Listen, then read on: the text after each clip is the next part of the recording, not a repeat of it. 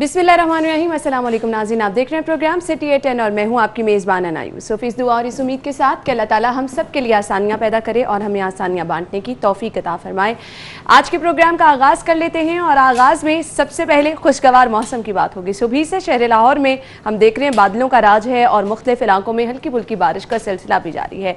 तो गर्मी की शिद्दत में कमी आई है, मुख्तलिफ इलाकों में ठंडी हवाएं भी चल रही हैं, यानी शहर का मौसम ज़बरदस्त हो गया है। तो वेदर अपडेट्स क्या हैं, सबसे पहले ये जान लेते हैं।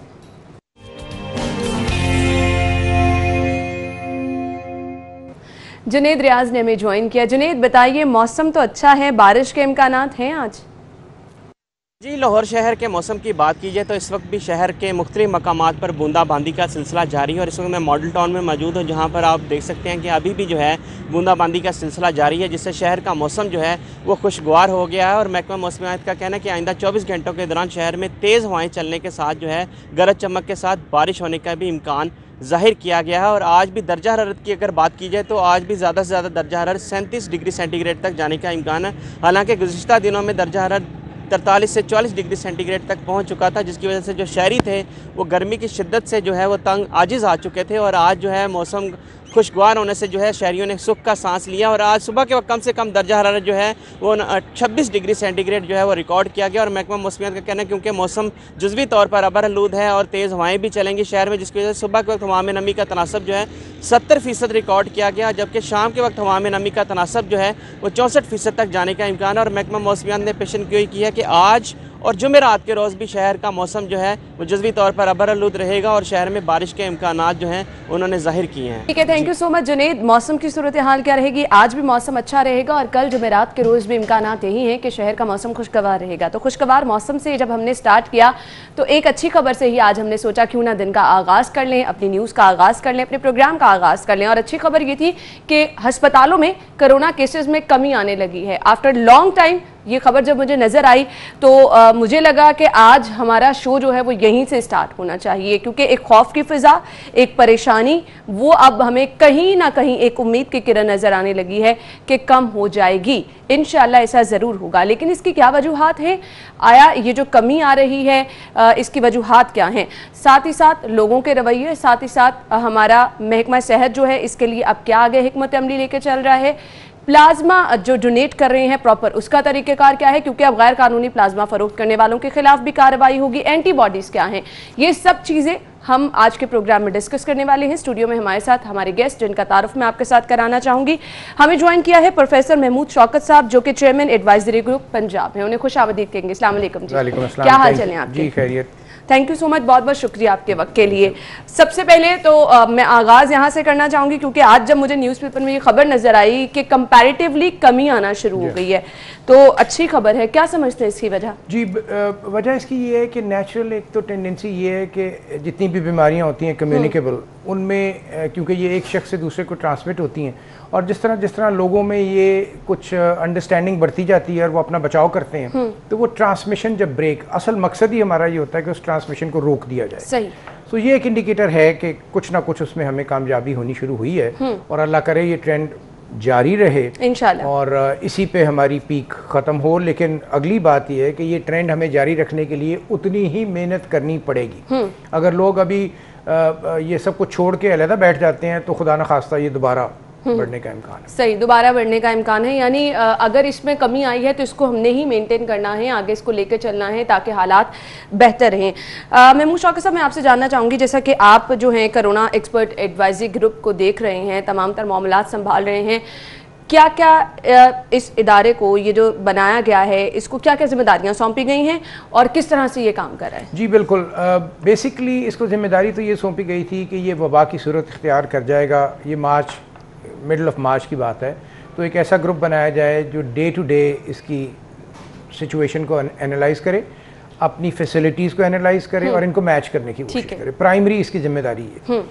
फिर हमारे यहाँ क्योंकि ऑब्वियसली आपको पता ही है कि बड़े शहरों में तो कुछ ना कुछ निज़ाम है, छोटी जगहों में तो बिल्कुल नहीं है, तो हम एक रीसेंट ट्रीटमेंट प्रोटोकॉल डिज़ाइन करते हैं जो वक्तन फ़वक्तन हम तब्दील करते रहते हैं। इसका ट्रीटमेंट हम कोई 6-8 दफ़ा बदल चुके हैं ऐसे, क्योंकि इंटरनेशनल, क्योंकि नई बीमारी थी, किसी को कुछ पता, किसी को कुछ नहीं पता। तो जिस तरह रिसर्च आती थी हमने आपस में काम बांटे हुए हैं। हमारे मेंबर्स वो सारी रिसर्च एनालाइज करते हैं, रोज़ाना सुबह हम उससे बात शुरू करते हैं اب میں جاؤں گا تو وہ سارا لٹریچر تیار ہوگا, پھر ہم دیکھیں گے آج کیا ڈیولپمنٹ ہے اور اس کے مطابق ہم اس کو ریوائز کریں گے اگر ضرورت پڑی.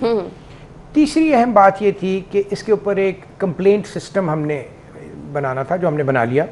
تمام ڈیتھس کی ہم نے آڈٹ کرنی تھی کہ کہیں کوئی نیگلیجنس یا وہ چیزیں تو نہیں ہوئیں. وہ کیونکہ ایک بہت لمبا کام ہے, وہ بھی ہم مکمل نہیں کر پائے, لیکن ہم نے شروع کر دیا. جہاں کوئی شک پڑتا ہے وہاں ہم انکوائری آرڈر کر دیتے ہیں. اور اب ایک ذمہ اب ہم نے خود سے اپنے اوپر نیا ایڈ کیا ہے, وہ یہ ہے کہ بہت سی مس انفارمیشن اور بہت سی ڈس انفارمیشن ہمارے لوگوں تک پہنچ رہی تھی, جس میں کیا سرائیاں شامل تھیں. یہ تو پہلے دن سے چل رہا ہے, پہلے دن سے, لیکن یہ ہمارا مینڈیٹ نہیں تھا. لیکن اب ہم نے اس کو خود سے کر لیا استعمال کہ اس کو ختم کرنا بہت ضروری ہے. ہمارے ملک کے ریسورسز کم ہیں, اگر وہ ریسورسز مس یوز ہوں گے اور ضائع ہوں گے تو صحیح وقت پہ ہمارے پاس چیزیں میسر نہیں ہوں گی. سو یہ ایک نیا مینڈیٹ ہے جو ہم نے شروع کیا ہے, اور وہ پریس کانفرنس اس کا نقطۂ آغاز تھا, اور یہ جو آج میں آپ سے بات کر رہا ہوں یہ بھی اسی کی کڑی ہے. ہمارا مین فوکس یہ ہوگا ان پروگرامز میں کہ ہم لوگوں کو جو غلط انفارمیشن پہنچائی جاتی ہے اس کو نیگیٹ کریں, تاکہ لوگ مس یوز نہ ہوں, پیسے برباد نہ کریں اور تنگ بھی نہ ہوں. صحیح. اب ایک لوگوں میں جو خوف ہے کرونا کو لے کے, ہم نے وہ دیکھا کہ ان حالات میں وہ بہت زیادہ بڑھ گیا تھا. اب اس خوف کو بھی کم کرنا ہے تاکہ لوگ اپنی کیئر بھی کر سکیں. ہسپتالوں کا بوجھ بھی ہم نے جو کمپیریٹیولی دیکھا کچھ کم ہوا ہے, اب اس کو مزید کم کرنا ہے. کیا سمجھتے ہیں کس طرح کو لوگوں کو اپنی کیئر کرنی ہے؟ اگر ابھی بھی کچھ کیسز ایسے ہیں جو کرونا پازیٹیو آ رہے ہیں, اوبویسلی آ بھی رہے ہیں, لوگوں کی اس طرح سے نقل و حرکت ابھی جاری ہے, تو کس طرح سے آپ اپنی کیئر کر سکتے ہیں؟ ہمارے دیکھنے والوں کو کیا کہیں گے, بیسٹ طریقہ کار اس کا کیا ہے؟ جی دیکھیے, بات یہ ہے کہ کچھ چیزیں جو ابھی ریسرچ کا کام ہے اور وہ جاری ہے, اور ہمیں کچھ نہیں پتا کہ اس کا کیا نتیجہ نکلے گا, لیکن کچھ چیزیں جو تمام اس قسم کی وائرل کمیونیکیبل ڈیزیزز میں اسٹیبلشڈ ہیں, ان میں یہ سب چیزیں شامل ہیں. جو آپ نے ماسک پہننا ہے, یہ میں ماسک بے شک آپ کے اسٹوڈیو میں نیچے کر لیا, لیکن پہنا اس لیے کہ لوگوں کو پتہ لگے یہ ہر وقت پہننا ہے. بالکل. اسی طرح آپ کو وہ جو سوشل ڈسٹینسنگ ہے اور وہ چیزیں ان کو, اور سب سے بڑا ہمیں اب جو تھریٹ ہے وہ عید الاضحیٰ پہ ہم ایکسپیکٹ کر رہے ہیں, کیونکہ ابھی تک لکیلی ہماری یہ بیماری اگر آپ دیکھیں تو سندھ میں بھی 70,000 مریضوں میں سے 50,000 کراچی میں, اسی طرح لاہور میں 50% پنجاب کے مریض ہیں, پھر پنڈی ہے, گجرات ہے, ملتان ہے, فیصل آباد ہے. تو بات یہ ہے کہ ابھی تک یہ بڑے شہروں میں تھی. اب ہم جو ایکسپیکٹ کر رہے ہیں وہ انفارچونیٹلی یہ ہے کہ عید پہ لوگوں نے چھوٹے شہروں سے اپنے وہ جانور لانے ہیں اور یہاں منڈیاں لگنی ہیں. تو کل ہم نے فیصلہ کیا ہے کیبنٹ کی سب کمیٹی کی میٹنگ میں کہ منڈیاں تو ہم نہیں لگانے کی اجازت دیں گے, کیونکہ وہ ایک بہت بڑا تھریٹ ہوگا. دوسرا, لوگوں کو یہ احساس اب کافی حد تک ہو چکا ہے, کم از کم پڑھے لکھے طبقے میں, اور لیکن ابھی اس کو ہمیں نیچے تک پہنچانا ہے, کیونکہ اس میں پڑھے لکھے یا ان پڑھ یا جیوگرافیکل لمیٹیشنز کا کوئی تعلق نہیں ہے. یہ ہوگا تو پھر سب جگہ ہوگا. بالکل. سو اس لیے ہمیں ابھی کسی طرح بھی سست نہیں ہونا, اور ہمیں یہ اپنی ایجوکیشن لوگوں تک پہنچاتے رہنا ہے. میرا نظریہ یہ ہے کہ وہ جو بہت ٹیکنیکل چیزیں ہیں, ہمارا سارا میڈیا ان کے پیچھے لگ جاتا ہے. اس کی بجائے ہم لوگوں کو وہ چیزیں بتائیں جو ٹائم ٹیسٹڈ ہیں اور جس کی وجہ سے اس کے اوپر ڈینٹ پڑے گا. بالکل. تو اب یہ پب اویئرنیس کی مہم SEAG شروع کر رہی ہے. بالکل, آپ نے صحیح کہا. ہم گفتگو کا سلسلہ آگے بڑھائیں گے. بار بار لوگوں کو اویئرنیس دینا ہی مقصد ہے, تاکہ لوگوں کو بتایا جائے کہ انہوں نے اپنے آپ کو کس طرح سے محفوظ رکھنا ہے. بریک کا وقت ہوا ہے, بریک کے بعد آپ کو دوبارہ جوائن کریں گے, ہمارے ساتھ رہیے گا. بریک کے بعد پروگرام میں آپ کو ایک بار پھر سے خوش آمدید کہیں گے. ہمارے مہمان ہمارے ساتھ اسٹوڈیو میں موجود ہیں. گفتگو کا سلسلہ آگے بڑھائیں گے. کچھ مس مینجمنٹ ہم نے بہت زیادہ دیکھی ہے کرونا مریضوں کے حوالے سے, خاص طور پر ٹیچنگ ہسپتالوں کی اگر میں بات کروں تو وہاں پر یہ تھا کہ بہت سارے لوگ روزانہ آ رہے تھے, اس طرح سے ان کو فیسیلیٹیٹ نہیں کیا جا رہا تھا. بیڈز کی کمی, آکسیجن ان کو وہاں پہ نہیں مل رہی ہے, وینٹیلیٹر کا مسئلہ, یہ خبریں بہت زیادہ ہم نے دیکھی. کیا سمجھتے ہیں یہ مس مینجمنٹ کیوں تھی؟ دیکھیں, اس کی دو چیزیں, ایک تو یہ ہے کہ ایکچوئل مس مینجمنٹ, جیسے میں نے آپ کو بتایا, وہ تو ہم انکوائری کر لیتے ہیں جہاں پہ ضرورت ہو, اور ٹو بی آنیسٹ کسی سرکاری اسپتال میں آکسیجن کی کمی کی ابھی تک کوئی ویلڈ شکایت نہیں آئی. دوسری بات, ابھی تک ہماری فیسلٹی میں کوئی وینٹیلیٹرز کی کمی نہیں آئی. صحیح. تیسری جو بات ہے مس مینجمنٹ, ہاں یہ میں مانتا ہوں کہ لوگوں کو بعض اوقات ہسپتالوں میں تکلیف ہوئی. جیسے اب لوگ اپنا مریض اٹھا کے سروسز ہاسپٹل پہنچ گئے, وہاں ICU میں بیڈ نہیں تھا, ان کو پھر انہوں نے ڈائیورٹ کیا کہ کہیں اور جائیں. اب پرابلم یہ ہے کہ انفارچونیٹلی کیونکہ ہمارے یہاں سسٹمز ڈیولپ نہیں ہیں, ہمارے لوگوں کو عادت ہی نہیں ہے. So you are on your own. پہلی زندگی میں بھی, کورونا سے پہلے بھی, اگر آپ کو کوئی تکلیف ہوتی ہے تو آپ کو اپنی مرضی سے کہیں جانا ہے جہاں جائیں. یہ کمی ہے, اور ہم ایک اس کے اوپر بھی پیپر لکھ رہے ہیں کہ ہمارے اس کووڈ نے کیا کیا ایکسپوز کیا ہے. لیکن پروفیسر صاحب آپ نے وینٹیلیٹر کی بات کی, بہت سارے لوگ تو یہ ریکویسٹ کرتے ہوئے نظر آئے کہ خدا را کہیں سے ہیلپ آؤٹ کرا دیں, کسی سے کہہ کے لا کر. میں اسی کا جواب آپ کو دے رہا ہوں.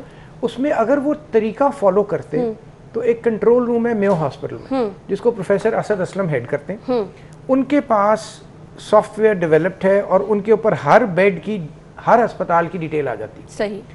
وہ شیئر کرتے ہیں 1112 سے. صحیح. 1112 کا ذمہ ہے مریض کو اسپتال پہنچانا. اب 1112 کے پاس موجود ہوگا اس کے پروگرام میں کہ مجھے اس مریض کو کہاں لے کے جانا ہے, لیکن اگر آپ خود چکر لگائیں گے تو امکان ہے کہ آپ کو تنگی ہوگی, کیونکہ دوسری پرابلم ہے بہت سے لوگ پی کے ایل آئی میں داخل ہونا چاہتے ہیں. اب پی کے ایل آئی ایک چھوٹا سا اسپتال ہے 100 بیڈ کا, تو 100 بیڈ کے اسپتال میں ہر کوئی داخل تو نہیں ہو سکتا. ایسے ہی ہے. یہ پرابلم ہے جو پھر ایگزیجریٹ کر کے تو وہ ٹرانسلیٹ ہوتے ہیں. اصل میں اس کا بھی ایک ایشو ہے نا, آپ نے پی کے ایل آئی کا ذکر کیا, تو وہاں پر اب تک جس طرح سے ہم دیکھ رہے ہیں حالات بہتر تھے کمپیریٹیولی باقی ہسپتالوں کا لے کے لوگوں کا جو خوف بن چکا تھا پی کے ایل آئی میں یہ تھا کہ ہر چیز مینج ہے, وہاں پر ایز سچ اتنا زیادہ رش نہیں ہے, ڈاکٹرز اچھی طرح سے دیکھ رہے ہیں. بلکہ ہم نے دوسرے ہسپتالوں میں یہ دیکھا کہ سوشل میڈیا پر لوگوں نے ہسپتالوں کے حالات دکھائے کہ کیا تھے. وہ ایک خوف تھا جس کی وجہ سے ہر کوئی جو تھا وہ یہ پریفر کر رہا تھا کہ انہیں پی کے ایل آئی میں بھیج دیا جائے. وہ obviously آپ کا سٹانس بھی ٹھیک ہے, لیکن اس پہ پھر جو مس مینجمنٹ تھی دوسرے ہسپتالوں میں, جس طرح ہم میو اور سروسز کی بات کر لیں, وہاں سے تو ہمیں ڈھیروں شکایات کے انبار نظر آ رہے تھے. میں آپ کو بتاؤں سب سے زیادہ کام اس میں میو نے کیا. بالکل ایسے پہلے دن سے ہم دیکھ رہے ہیں مریض وہاں پہ زیادہ ہیں. ہائی ڈیپینڈنسی یونٹ بھی اور آئسولیشن. بالکل ایسے ہی ہے. بالکل. اب میں آپ سے یہ جاننا چاہوں گی, ہم نے دیکھا کہ آپ نے اس چیز کو عام کرنا شروع کیا کہ بہت سارے لوگ جو ہیں وہ اپنا پلازما ڈونیٹ کریں تاکہ ہیلپ آؤٹ ہو سکے. اب اس پہ پلازما جو ہے وہ فروخت بھی ہونا شروع ہو گیا. پہلی بات تو یہ ہے کہ یہ الزام ہے, ہم نے یہ بالکل عام نہیں کیا. ہم نے پلازما تھراپی کو ایز این انویسٹیگیشنل, وہی ایک آپ نے یہ بتایا کہ اس سے کسی حد تک کرونا مریض کی ہیلپ ہو سکتی ہے شاید کچھ کنڈیشنز میں. بڑی نیرو ونڈو ہے جس کے اندر اگر لگا دیں گے تو فائدہ ہوگا, اگر اس کے علاوہ لگائیں تو نقصان بھی ہو سکتا ہے. سو پہلی بات یہ ہے کہ ہم یہ لوگوں کو نہیں کہہ سکتے تھے کہ پلازما سے علاج کرائیں, نہ ہم نے کہا. ہم نے کچھ ڈاکٹرز کو کہا کہ یہ ایک آئیڈیا ہے, اس کو ٹرائی کرنا چاہیے, ساری دنیا میں ٹرائل ہو رہا ہے, آپ بھی ٹرائل کریں. آئیڈینٹیفائی کر دیا, باقاعدہ میٹنگیں کنسلٹنٹس کی بلا کے جو بلڈ ڈونرز والے ہیں, اس کے خاطر خواہ نتائج حاصل ہوئے یا نہیں ابھی تک کچھ پتہ نہیں. ٹھیک ہے. اب لیکن ہم یہ تو دیکھ رہے ہیں کہ پلازما جو ہے وہ مریضوں کو لگایا جا رہا ہے. اب پرابلم جو اگلی جو اصل پرابلم آئی نا, ان 4 اسپتالوں کے علاوہ بھی لگ رہا ہے. مصیبت یہ ہے یہ 4 اسپتال تو سائنٹیفک انڈیکیشنز کے مطابق لگا رہے ہیں, جس کا ہمیں فائدہ بھی ہوگا اور پاکستان کی بدنامی بھی نہیں ہوگی, اور ہم سائنٹیفک نالج کو امپروو بھی کریں گے جب 6 مہینے بعد ہم پبلش کریں گے کہ ہاں جی ہم نے یہ پلازما لگایا. لیکن اگر آپ ہر ایک کو پلازما لگائیں تو 80% مریضوں نے تو ویسے ٹھیک ہو جانا. بالکل. سو اب آپ کو پتہ بھی نہیں لگے گا پلازما کا فائدہ ہوا. اچھا, اب ہم نے ایک یہ بھی چیز کل اپنے ناظرین تک پہنچائی کہ ایکٹیمرا اور پلازما کرونا کا علاج ہرگز نہیں ہے. بالکل نہیں. اگر یہ علاج نہیں ہے تو جو ابھی ہم دیکھ رہے ہیں کہ مختلف اسپتالوں میں اس کا استعمال کیا جا رہا ہے مریضوں کے لیے, اس کی ریزن کیا ہے وہ بھی کلیئر کر دیجیے. میں اب آپ کو بتا دوں, ابھی تک کووڈ-19 کا علاج کوئی بھی نہیں ہے. بالکل. لیکن یہ بیماری جیسے اب کسی کے پھیپھڑوں کو متاثر کرتی ہے, تو وہ جو میکینزم ہے جس کو پتہ لگا کہ تھرومبوسس بھی ہے اور بھی چیزیں ہیں, اس کو کاؤنٹر کرنے کے لیے کچھ دوائیں استعمال ہوتی ہیں. صحیح. اسی طرح وائرس کو ارلی نیوٹرلائز کرنے کے لیے آپ پلازما دے سکتے ہیں. صحیح. لیکن پلازما آپ اس مریض کو نہیں دے سکتے جس کے پھیپھڑے خراب ہو گئے ہیں جو وینٹیلیٹر پہ. سو یہ پرابلمز ہیں ہماری سوسائٹی میں. جیسے ہم نے اینٹی بایوٹک مس یوز کی, پاکستان دنیا میں سب سے زیادہ اینٹی بایوٹک یوز کرنے والا ملک ہے, اور ہم ان نوئنگلی سائنس کو نقصان پہنچا رہے ہیں. اسی طرح یہ ایک دونوں دوائیاں جو ہیں ٹوسیلیزومیب اور پلازما, یہ صرف اس کی چند پیچیدگیوں کو کاؤنٹر کرنے کے لیے, یہ علاج نہیں ہے کورونا کا. بالکل ایسے ہی ہے. لیکن اب ہم دیکھ رہے ہیں پلازما کی غیر قانونی فروخت, ایکٹیمرا بلیک میں فروخت, اب اس کو کس نے نوٹس کرنا؟ ہم نے اس کو نوٹس کر کے اس کو ہیلتھ کیئر کمیشن کو, بلڈ ٹرانسفیوژن اتھارٹی کو, اور ہوٹا جو ہیومن آرگن ٹرانسپلانٹ اتھارٹی ہے, ان سب کو بلا کے پرسوں میں نے میٹنگ کر کے ان کو کہہ دیا ہے کہ یہ آپ کا کام ہے, اور ہیلتھ کیئر کمیشن نے شروع کر دیا. باقی لوگ بھی شروع کر رہے ہیں, ہیلتھ کیئر کمیشن نے کام شروع کر دیا ہے, اور انہوں نے کچھ لوگوں کو نوٹسز بھی سرو کر دیے, اور ہم پی ایم ڈی سی کو بھی لکھ رہے ہیں کہ جو شخص پلازما کی پرسکرپشن آؤٹ سائڈ دی انویسٹیگیشن ٹرائل دے رہا ہے اس کا لائسنس معطل کیا جائے. بالکل آپ نے صحیح کہا, اور یہی وہ وقت ہے اس پر جو ہے فوری طور پر کوئی نہ کوئی جو ہے عمل ہونا چاہیے, تاکہ وہ لوگ جن کو ہم مافیا کہتے ہیں جو متحرک ہوا ہے جو मुश्किल वक्त से फ़ायदा उठा रहा है, कम से कम हम उसको कंट्रोल कर सकें। अब ये चीज़ें आपने बता दी क्लियरली कि इलाज फ़िलहाल नहीं है, कुछ ऐसी चीज़ें आप बताना चाहेंगे जिन पर गौर किया जा रहा है, फ़िलहाल उसको रिसर्च की जा रही है कि इस तरफ हम जा सकते हैं, ये कहीं ना कहीं कोरोना मरीजों के लिए हेल्पफुल हो सकता है? जी बिल्कुल, सबसे पहली बात यह है इसके बचाओ, असल चीज़ तो ये है कि अपने आप को बचाएं, सबसे आसान हल ये सबसे आसान हल है। दूसरा हल ये है कि अगर खुदा न खास्ता होता है और आपको माइल्ड सिम्टम्स हैं या हल्का बुखार है तो पैनिक ना करें, घर पे रहें, पैरासीटामोल खा लें, अच्छी वेल वेंटिलेटेड रूम में रहें, लोगों से अपने आप को अलहदा कर लें ताकि आप दूसरों को ना दें, ग़िज़ा अच्छी रखें, लिक्विड इंटेक अच्छा रखें, ये तो उन लोगों के लिए। अगर आपको सांस में ज़रा सी भी दुश्वारी हो तो आपके पास दो ऑप्शन हैं, एक हेल्पलाइन है 11666, उस पर कॉल करें, डॉक्टर आपको हिदायत देगा। और अगर आपको महसूस हो कि आपकी तबीयत ज़्यादा ख़राब है तो 1122 पे फ़ोन करें, वो आपको अस्पताल ले जाएंगे।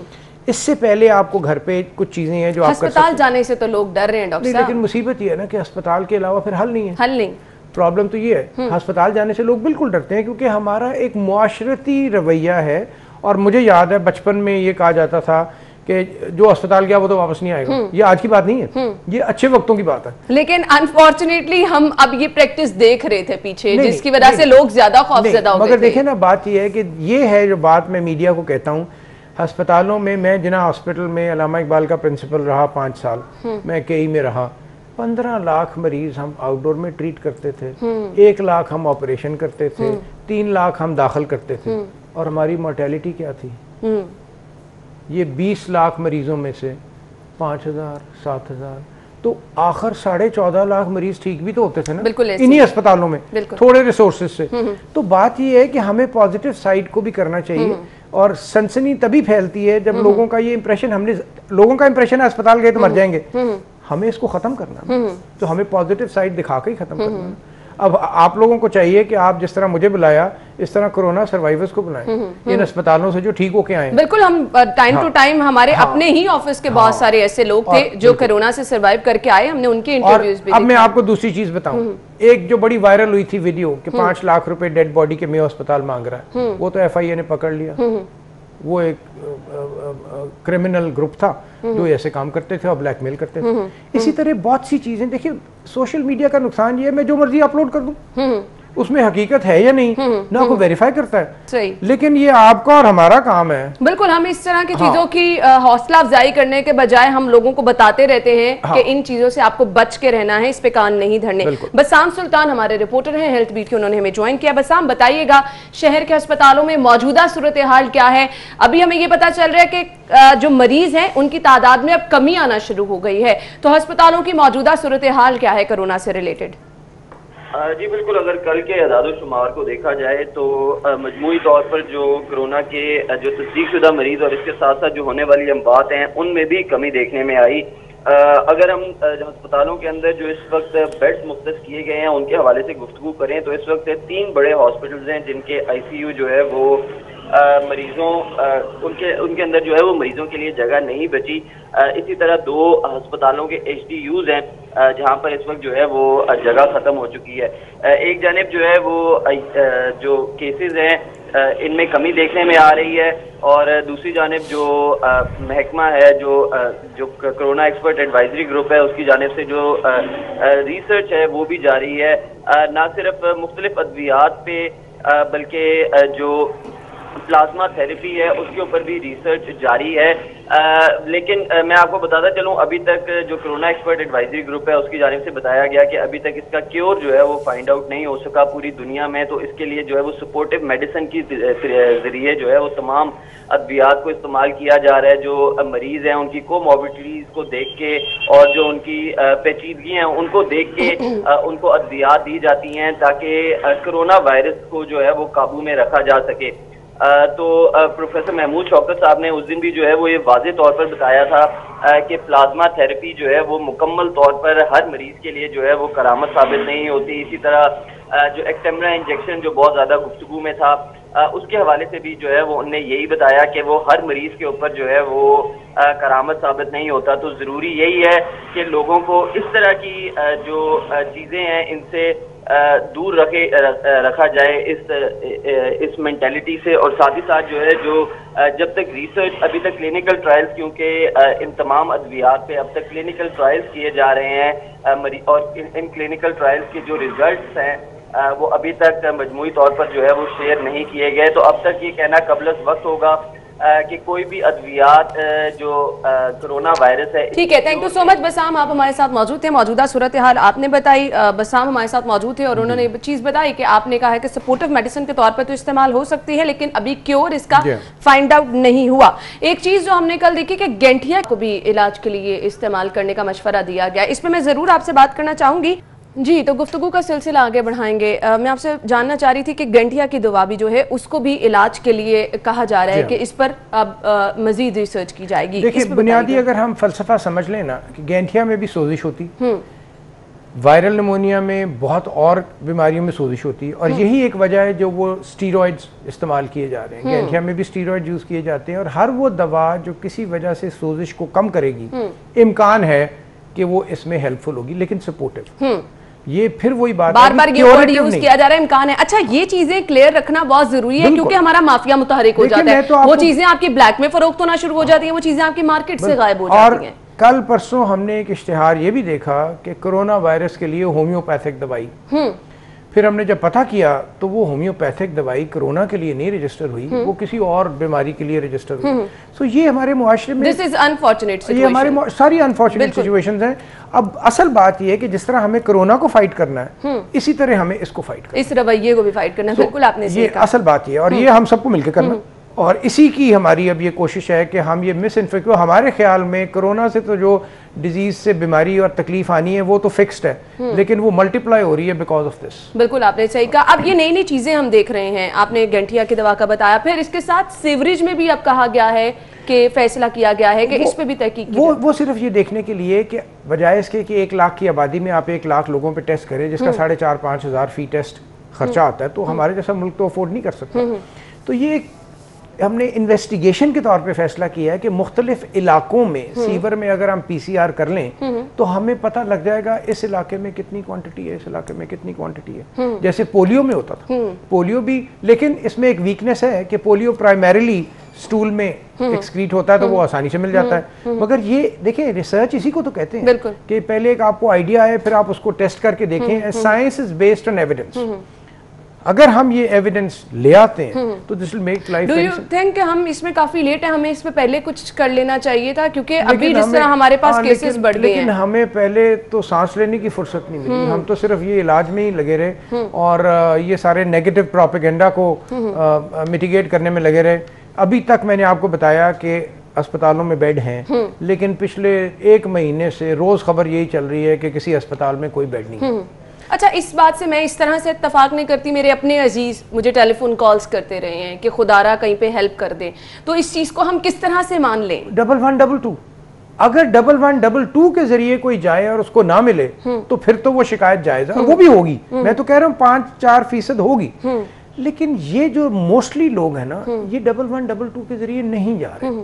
میرے پاس روز آتی ہیں کم از کم 15. اچھا، مجھے یہ چیز بھی اب اس کو کلیئر کر دیں. اگر خدا نہ خواستہ کوئی اپنے مریض کو اپنی پرائیویٹ گاڑی پہ لے کر ڈاکٹر کے پاس جا رہا ہے یا ہاسپٹل جا رہا ہے، اگر اس کو ایڈمٹ نہیں کیا جا رہا 1122 والوں کو کیوں کیا جائے گا؟ نہیں، جگہ نہیں ہے یہ کہا جا رہا ہے. نہیں 1122 کو پتا ہوگا اس نے کہاں جانا ہے. ٹھیک ہے. جو پرائیویٹ آدمی ہے وہ لیٹ سے میو جاتا ہے اور اس دن میو میں آئی سی یو کا بیڈ نہیں ہے اور اس کے مریض کو آئی سی یو چاہیے، تو میو والے کہیں گے ہمارے پاس آئی سی یو میں بیڈ نہیں ہے، آپ سروسز چلے جائیں. لیکن پھر وہ سروسز جائے گا.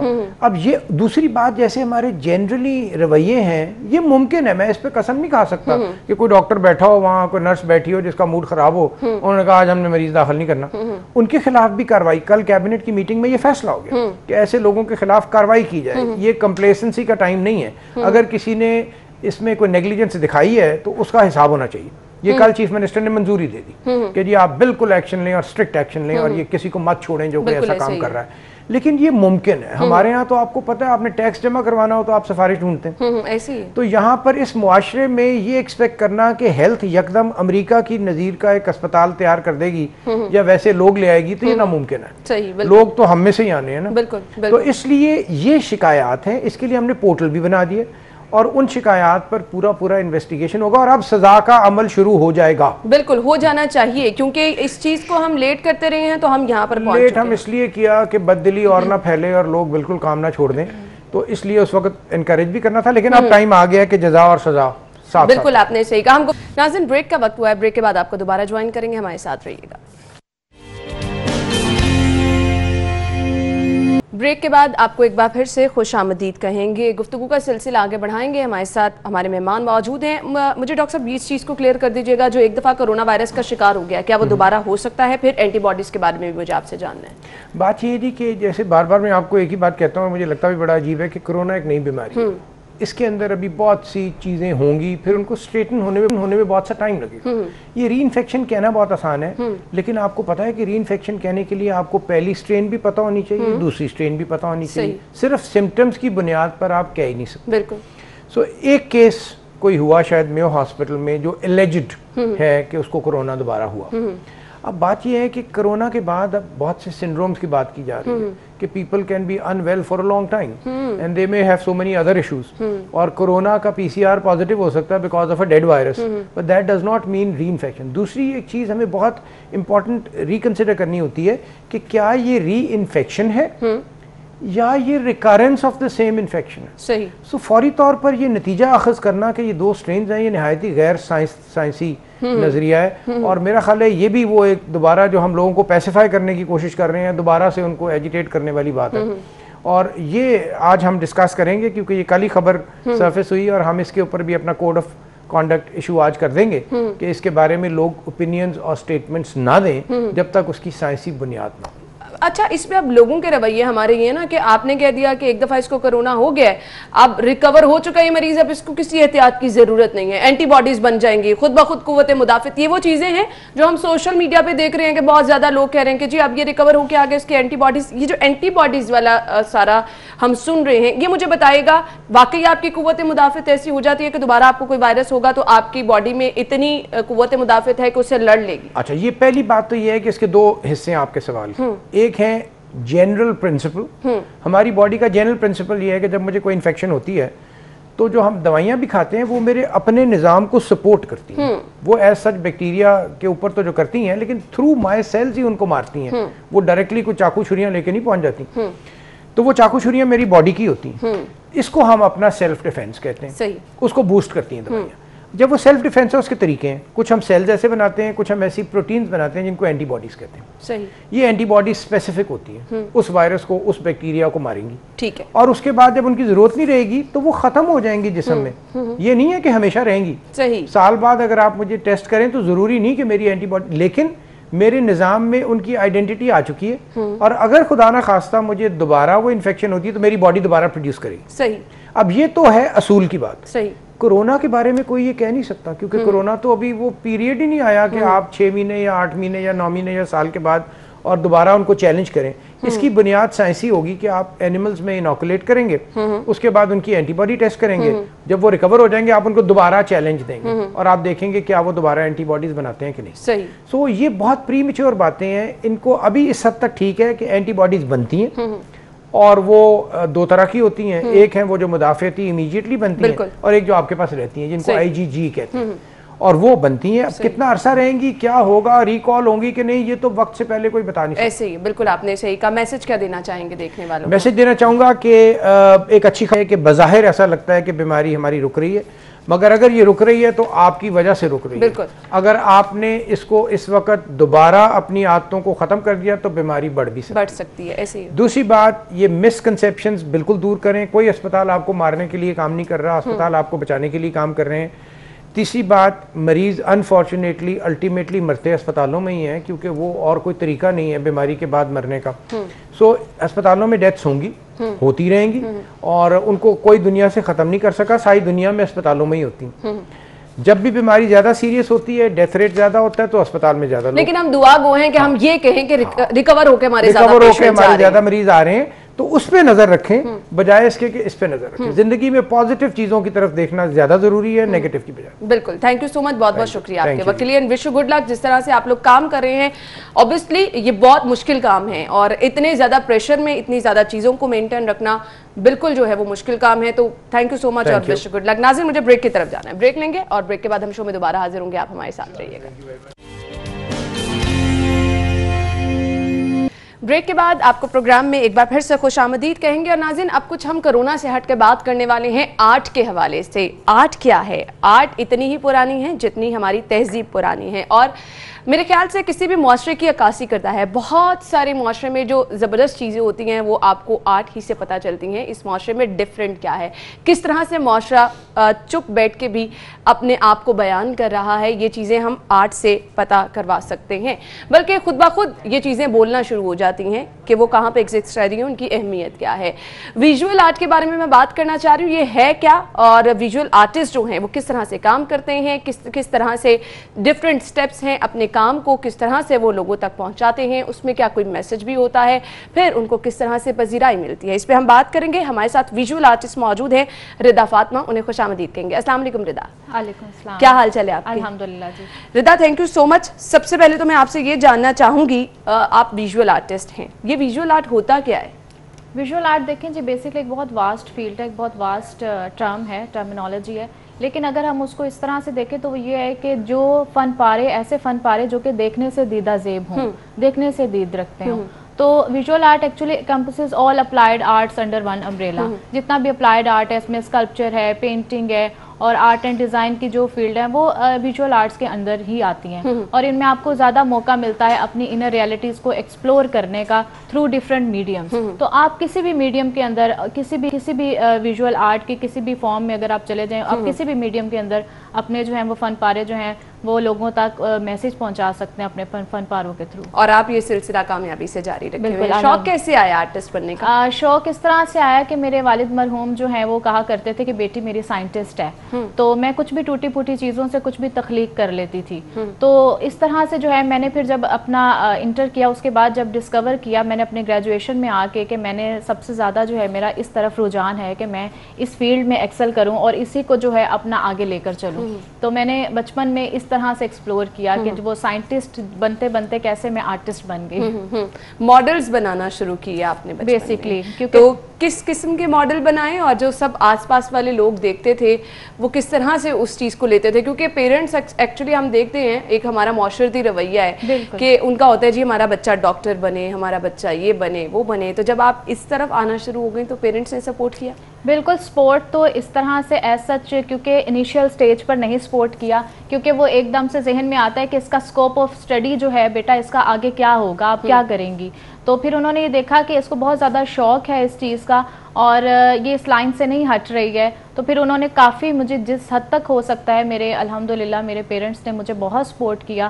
اور جب انہوں نے مجھے کامیابی کے راستوں پر گامزن ہوتا ہوا دیکھا تو وہ بہت پراؤڈ تھے اس چیز پر کہ اس نے جو کہا ہے اس چیز پر یہ پختہ عزم رہی ہے اور کر کے بھی دکھایا. صحیح. ماڈلز آپ کس قسم کے بناتی تھی؟ میں بیسکلی جب میں بچپن میں بنا رہی تھی تو میں فاؤنڈ آبجیکٹ سے کچھ بھی کریٹ کر لیتی تھی. پھر گریجولی جب میں نے اپنے انڈر گریڈ میں آئی تو میں نے انسٹالیشنز کریٹ کرنا شروع کی, ایک گرینڈ پلیٹ فارم لے کر, ٹھیک ہے, جو میرا تھیسس ورک بھی تھا انڈر گریڈ کا, جس میں نے گراس کے ساتھ سارا فرنیچر کورڈ کیا تھا. تو وہیں سے میں نے ایکسپلور کیا کہ مجھے فردر جو ہے وہ کس سائٹ کے اوپر کام کرنا ہے. تو جب میں اپنا MCA میں ماسٹرز کیا ویژول آرٹس میں, تو اس میں پھر میں نے دیکھا کہ میں آرکیٹیکچرل سپیسز کو زیادہ فوکسڈ تھی ان کے اوپر, اور میں یہ دیکھ رہی تھی کہ کس طرح سے جو آرکیٹیکچرل سپیسز ہیں اس کے اندر کس طرح سے جو قدیمی عمارات ہوتی ہیں جب پرانی ہو جاتی ہیں تو کس طرح سے اس میں جو ایک سبزہ ہمیں اگا ہوا نظر آتا ہے. تو بلکہ ایک شعر بھی ہے غالب کا, اگ رہا ہے در و دیوار سے سبزہ غالب,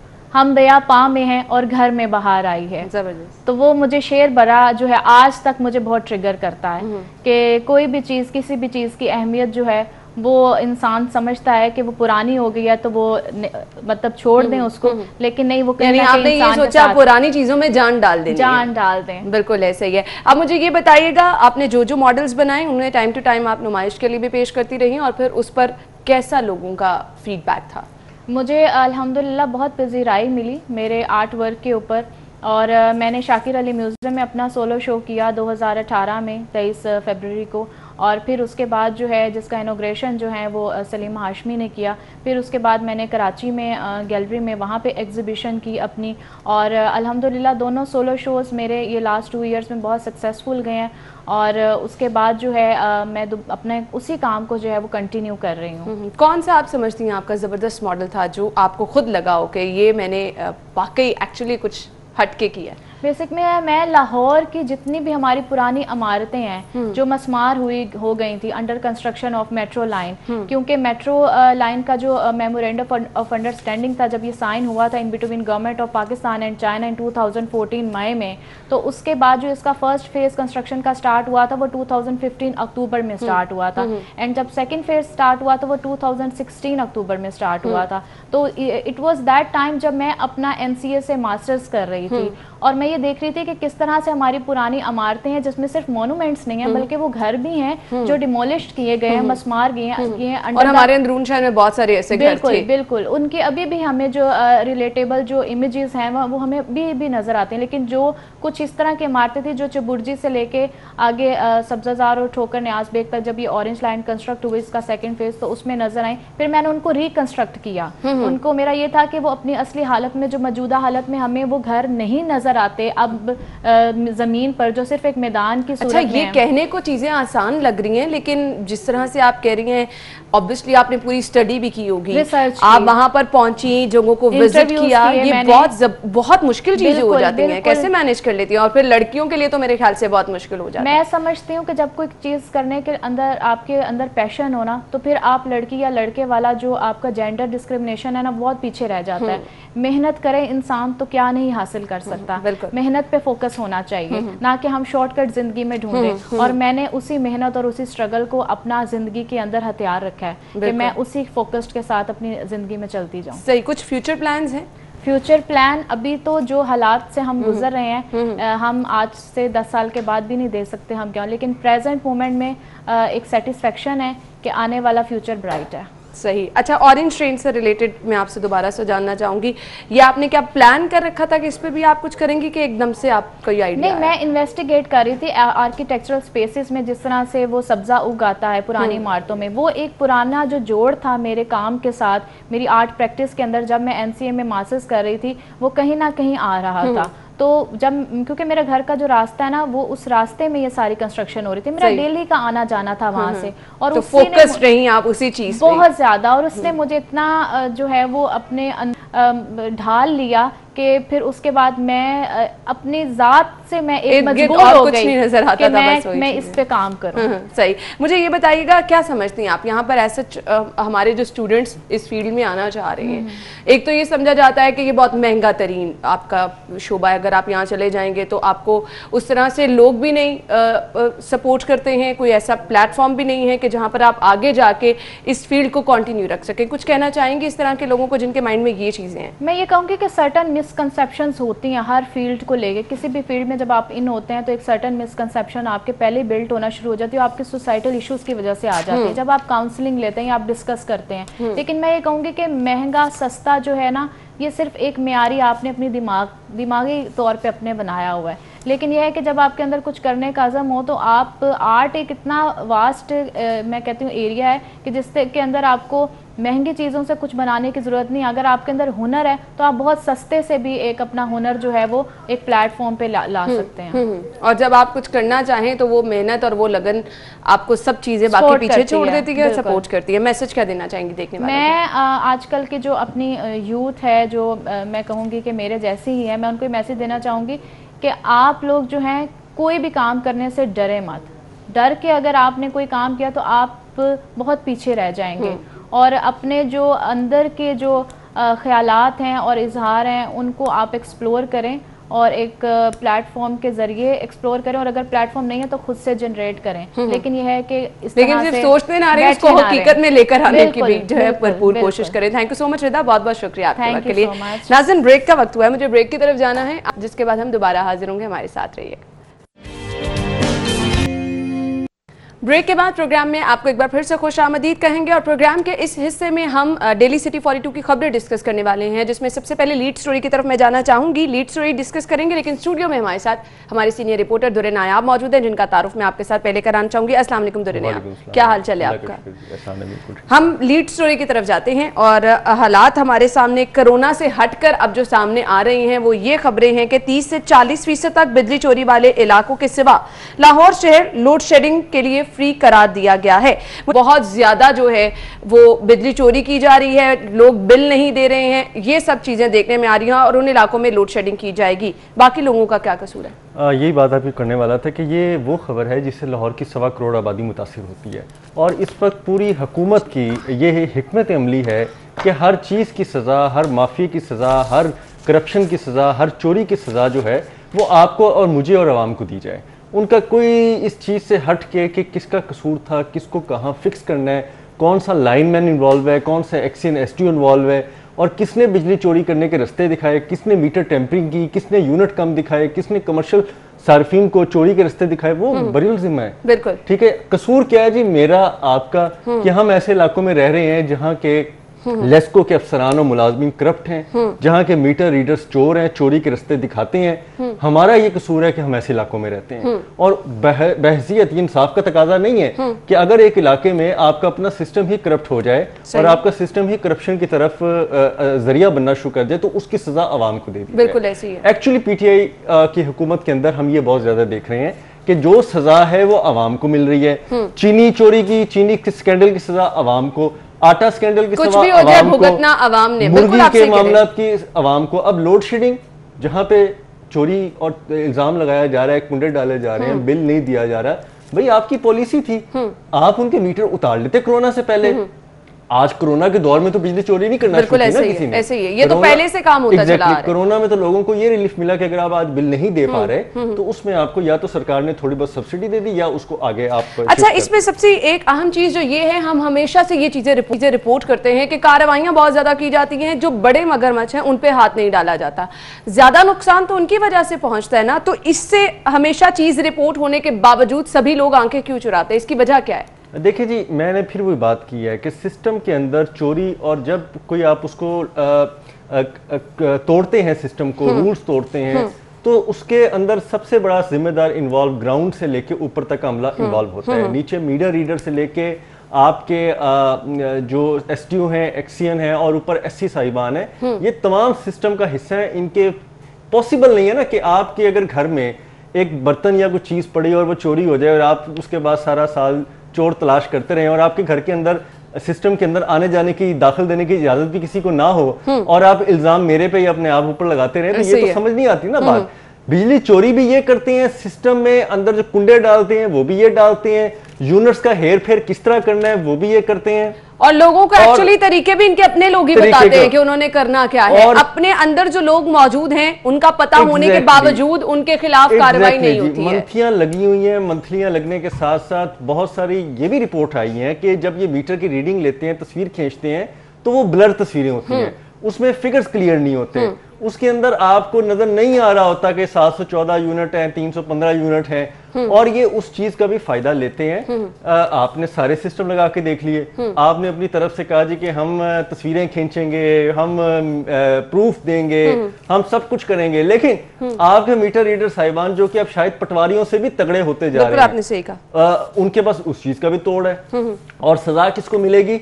मुझे मिलेगी, आपको मिलेगी। सारा दिन लोड शेडिंग का हम जो है वो अजाब भी भुगतेंगे। अच्छा, लोड शेडिंग मुख्तलिफ इलाकों में हो रही है और वो लोड शेडिंग नहीं, उसको लोड मैनेजमेंट का नाम दिया जा रहा है। कल हमारे साथ वज़ीर तवानाई थे जिन्होंने कहा जी लोड शेडिंग नहीं हो रही, लेस्को चीफ कहते हैं लोड शेडिंग नहीं हो रही, लेकिन जिन इलाकों में लाइट जा रही है 2-2, 3-3 घंटे के लिए जा रही है, उसको लोड मैनेजमेंट का नाम दिया जा रहा है। ये किस तरह से अवाम को बेवकूफ बनाने की कोशिश की जा रही है? बेवकूफ बना रहे हैं कि पुरानी देग है और नया पकवान है, उसमें डाली जाए और सब कुछ निकालते जाए। कभी लोड मैनेजमेंट को लोड शेडिंग कर दे, लोड शेडिंग को लोड मैनेजमेंट कर दे। अब आवाम को नहीं पता आपके क्या घपले हैं, ये लोड मैनेजमेंट है, उन्होंने तो अजाब भुगतना है कि 2-2, 3-3 घंटे लाइट नहीं आ रही ना। आप सिर्फ मुझे ये बता दें कि आपके इर्द गिर्द ऐसे कितने लोग हैं जिनके अब वसाइल नहीं रहे, वो अफोर्ड नहीं करते, वो एसीज नहीं चलाते, یا رات کے کچھ عرصے میں چلا لیں, پرسکون سو لیں.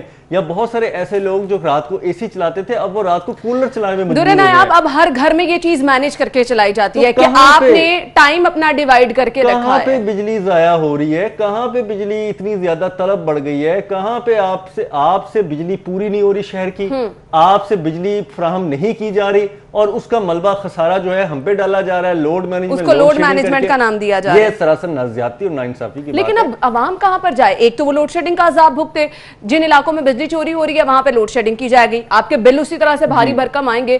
تو کیا یہ پلاننگ ہے؟ کیوں عوام پہ ہی الٹیمیٹلی اس کا جو ہے تمام؟ دیکھیں نا, اگر عوام جو ہے وہ اعلیٰ عدلیہ سے رجوع کرتی ہے, وہ عدلیہ پہ جاتی ہے, ان کے در کھٹکھٹاتی ہے, تو یہ سیاسی لوگ کہتے ہیں جی کہ دیکھیں جی یہ ہمارے سسٹم میں جو ہے نا مداخلت ہو رہی ہے. اب آپ کے یہی 3 دفعہ آپ نے کہا جی کہ عوام کہاں جائے, عوام کہاں جائے, تو عوام جہاں جاتی ہے اس کو یہ سیاسی نظریات بنا لیتے ہیں. لیکن ہمارے پاس ایک عام شہری, پاکستان کا شہری ہونے کے ناطے تعزیرات پاکستان کے تحت یہی رائٹ ہے نا کہ ہم عدالتوں کے دروازے کھٹکھٹائیں, ہم ان ناانصافی کے خلاف وہ کمپیٹنٹ دروازے کھٹکھٹائیں جن کے خلاف ہم بول سکتے ہیں.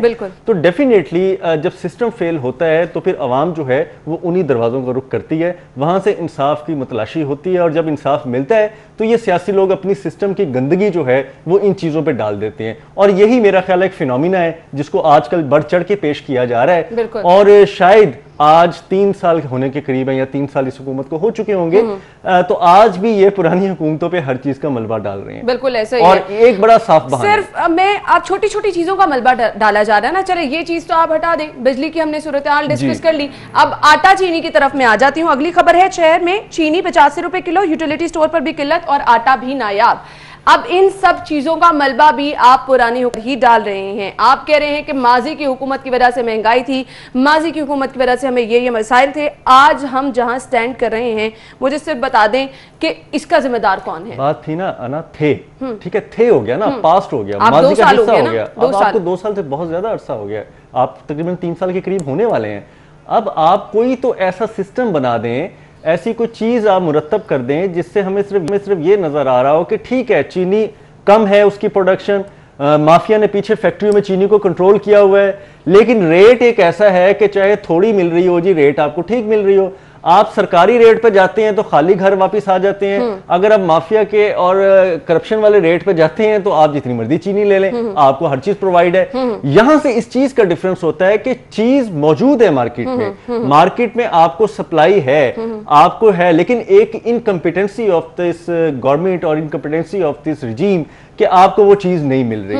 یہ بڑا سمپل فارمولہ ہے, اور یہ میرا خیال ایک میٹرک پاس بندے کو بھی یہ میرا فارمولہ سمجھ آ جائے گا کہ اگر چیز مارکیٹ میں نہیں ہے, نایاب ہے, اور تو پھر آپ کو 85 روپے کیوں مل رہی ہے؟ بالکل ایسے ہی ہے. اور اگر ہے تو آپ کو 70 روپے کیوں نہیں مل رہی؟ اس سے آپ گورنمنٹ کی انتظامی بکلاہٹ, انکمپیٹنسی کا آپ اندازہ کر لیں, کوئی بڑی بات نہیں ہے. بالکل. اچھا, اب آپ نے کہہ دیا کہ یہ گورنمنٹ کی بکھلاہٹ ہے. اب یہاں پہ تو یہ کہہ رہے ہیں سی ایم صاحب کے کابینہ کی منظوری کے بعد فلور ملوں کو گندم ملے گی. وزیر اعلیٰ کی جانب سے کہا گیا آٹے کی قیمتوں میں استحکام لایا جائے گا. ان کے تو سب چیزیں علم میں ہیں, تو پھر یہ چیزیں جان بوجھ کے کی جا رہی ہیں. اب دیکھیں نا, گندم کس نے روکی؟ جب ضرورت ہے لوگوں کو کلو آٹا میسر کرنے کے لیے دھکے کھا رہے ہیں, لوگ در در کی ٹھوکریں کھا رہے ہیں, تو کس نے اجازت دی وزیر اعلیٰ صاحب کہ آپ اس 850 روپے تھیلے کو 10,050 پہ جانے دیں؟ پھر کوسچن یہاں سے ریز ہوتا ہے. پھر یہ کوسچن بھی ریز ہوتا ہے کہ کس نے آپ کو روکا تھا کہ آپ فلور ملوں کو گندم نہ جاری کر کے آپ ریٹ کو اتنا اوپر جانے دیں اور ڈیمانڈ اور سپلائی کو امبیلنس کر دیں. پھر آپ کو کس نے کہا کہ جب تک لوگ خودکشیوں میں مجبور نہ ہو جائیں تو آپ نوٹس نہ لیں, اور اس کے بعد آپ پاس کو یا دیگر اداروں کو اس چیز کا پابند نہ بنائیں کہ وہ گندم کوٹے کے مطابق فلور میلوں کو جاری کریں؟ کیا آڈٹ آج تک کیا گیا کہ کتنی فلور میل کو کتنی گندم جاری ہوئی اور اس کے عوض انہوں نے کتنے آٹے کے تھیلے مارکیٹ میں فراہم کیے گئے؟ کیا ایسی کوئی رپورٹ ہے؟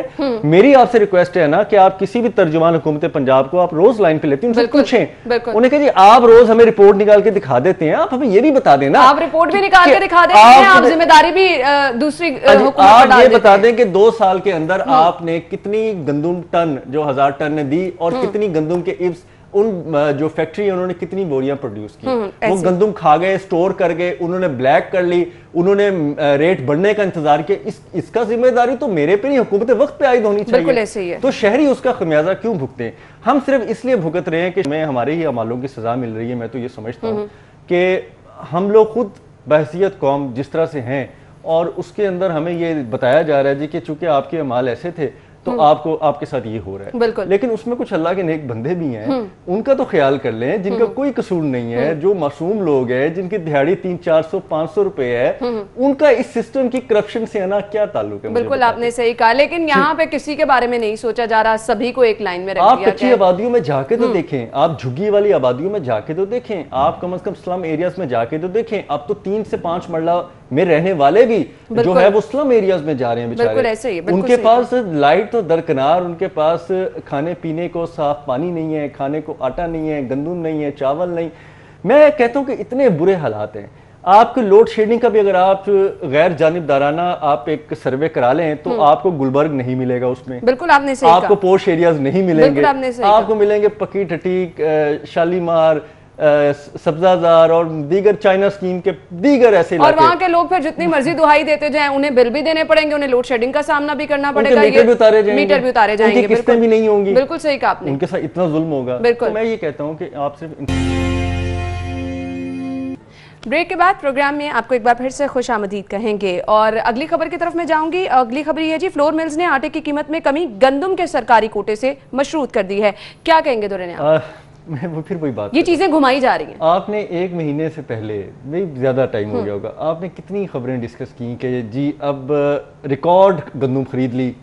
پہلی دفعہ پی ٹی اے حکومت نے پنجاب میں تاریخ ساز جو ہے اقدام کر دیا، آپ کے گودام سرکاری بھر گئے گندموں سے. یہ بار بار سہرا اپنے سر لیا جا رہا ہے. لے لیا جی، ہم نے لے لیا. آج تک آپ اس کو رکھ کے کون سا، میرا اب دیسی زبان میں بات میں نہیں کرنا چاہتا، مناسب نہیں ہے، کہ کون سا اچار بنا رہے ہیں. آپ اس گندم کو ریلیز کر دیں اور ریلیز کر کے آپ وہ گندم کوٹے کے تحت دے دیں جن فلور ملوں کو دینا ہے. اور پھر میری سمپل سی بات ہے، دیکھیں مینجمنٹ کا سمپل اصول ہے، اگر آپ کو وہ 1000 ٹن گندم کے عوض آپ کو آٹا پروڈیوس کر کے نہیں دیتے تو ان کی بدنیتی اور آپ کی بد انتظامی کھل کے سامنے آ جائے گی. اس میں کوئی ایسی ناجائز ڈیمانڈ اگر آپ مجھے بتا دیں، یا کوئی مینجمنٹ کا ایسا اصول جو میں کوئی بہت نئی تھیوری پیش کر رہا ہوں، سمپل سی بات ہے، آپ کر دیں، آپ کے سامنے ایک ہفتے میں سمجھ آ جائے گا کہ سسٹم کیا ہے. اور اس کے بعد اب ایسے لوگ نکل آئیں اس کے اندر جن پہ آپ ہاتھ نہ ڈال سکیں، تو اس میں میرا اور آپ کا کسی شہری کا تو قصور نہیں ہے، کسی کا کوئی قصور نہیں ہے. ہمیں تو آٹا چاہیے. اس حکومت میں کیا ہم نے کیا کھویا پایا میں آپ کو بتا دیتا ہوں. ہم آٹا لیتے تھے پہلے، جو بھی ریٹ ملتا تھا وہ کرپشن زدہ معاملات سے ہو کے گزر کے گندم اس فیکٹری سے نکل کے ریٹ میں مل جاتی تھی ہمیں، ہم لے لیتے تھے آٹا. پھر ہم نے اس میں بے پناہ اضافہ کیا، ہم سرکار نے برباد کر دی اس کے ریٹس، ہم نے پھر بھی آٹا لینے کی کوشش کی، اپنے خرچے کم کیے، جیب کاٹی، تنخواہیں اور اخراجات تو وہی تھے نا. اس کے بعد آپ نے بے پناہ اضافہ اور کر دیا. آپ نے کہا جی کہ 1050 روپے کا آٹے کی بوری ہو گئی ہے، اب آپ لے کے دکھا دیں. اور میں آپ کو یہ مذاق نہیں ہے، آپ لے کے دکھا دیں. بالکل. انہوں نے لیکن عوام نے تو الٹیمیٹلی خریدنا ہی تھا. انہوں نے ہمیشہ ماضی کی حکومتوں پہ مذاق اڑایا کہ جی دیکھیں یہ تھیلا پیلا ہو گیا، یہ تھیلا سبز ہو گیا، اب اس پہ تھیلے پہ تصویریں آ گئی. بھائی آپ بھی تصویریں لگا کے دے تو دیں. بالکل ایسے ہی ہے. یہ کوئی ایسا ناجائز مطالبہ تو نہیں ہے. آپ تصویریں اپنی لگائیں بزار صاحب، اور آپ وہ آٹا جو ہے غریب بندوں کو دیں. آج وہ بیچارے پتہ نہیں کہاں سے 1050 روپے جمع کرتے ہیں. وقت یاد بھی کر رہے ہیں، ریلیٹ بھی کر رہے ہیں کہ اگر تشہیر کی جاتی تھی، اپنی بار بار تصاویر لگا کے لوگوں کو بتایا جاتا تھا، تو کم از کم عوام کے لیے تو آسانی تھی. اور آپ مجھ سے پوچھیں نا کہ بطور ہم دونوں آپس میں کہ ہم نے صحافت میں ہم اس کو کہاں دیکھ رہے ہیں. ان کے تمام تر اس طرح کے اقدامات جن کا فائدہ عوام کو نہیں پہنچ رہا، ان تمام تر انکمپٹنسی کا مظاہرہ جو یہ نہیں کرتے ہوئے عوام کو فائدہ نہیں دے رہے، اس کا تمام تر سہرا اس کی تمام تر امیج بلڈنگ اپوزیشن کو کچھ نہ کرتے ہو رہی ہے.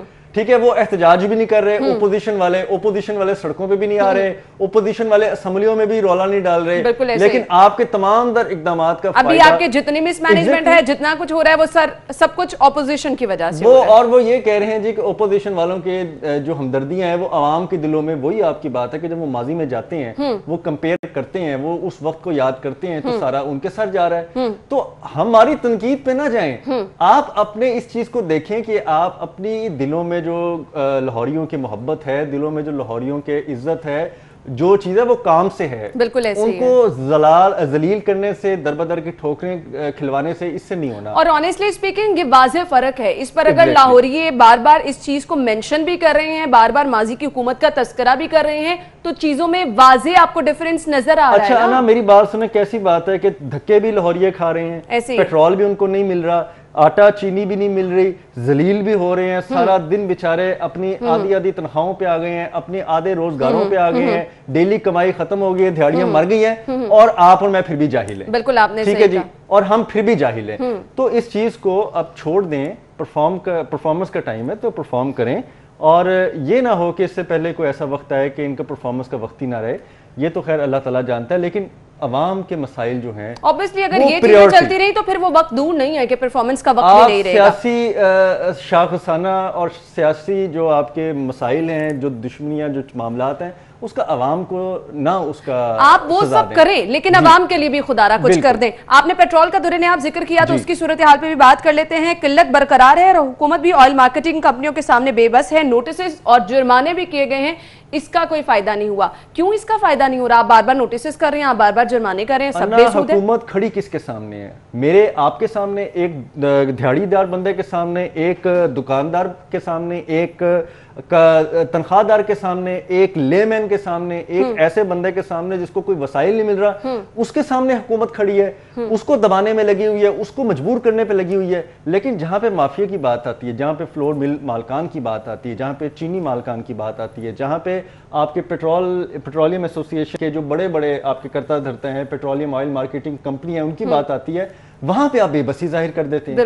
اور کابینہ میں کوئی نہ کوئی فیصلہ بھی آپ نہیں کر پاتے, بلکہ آج تو آپ نے خود دیکھا کہ اجلاس بھی ملتوی کر دیا گیا ہے, باقی ساری چیزیں بھی ہو گئی ہیں. تو اگر یہی حالات رہنے ہیں تو پھر تو آپ یہ سمجھیں کہ یہ کوئی اچھی چیز نہیں ہے. ایسے حالات میں جب لوگوں کو اپنی پڑ جائے تو پھر یہ جو ہے وہ چیزیں خراب ہوتی ہیں. آپ کی گڈ گورننس تو میں نہیں کہوں گا, میں گڈ گورننس تو نہیں ہوں گا, آپ کی گورننس جو پہلے سے خراب ہے مزید خراب ہوگی.